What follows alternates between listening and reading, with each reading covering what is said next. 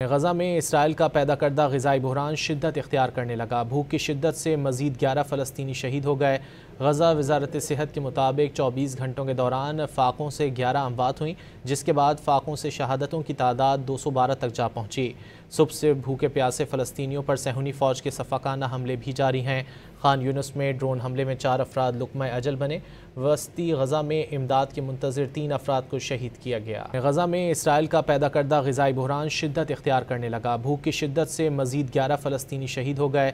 गज़ा वज़ारत सेहत के मुताबिक 24 घंटों के दौरान फ़ाकों से 11 अमवात हुई, जिसके बाद फ़ाकों से शहादतों की तादाद 212 तक जा पहुँची।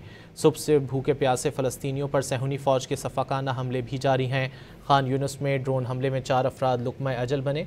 वस्ती गज़ा में इमदाद के मुंतज़िर 3 अफराद को शहीद किया गया।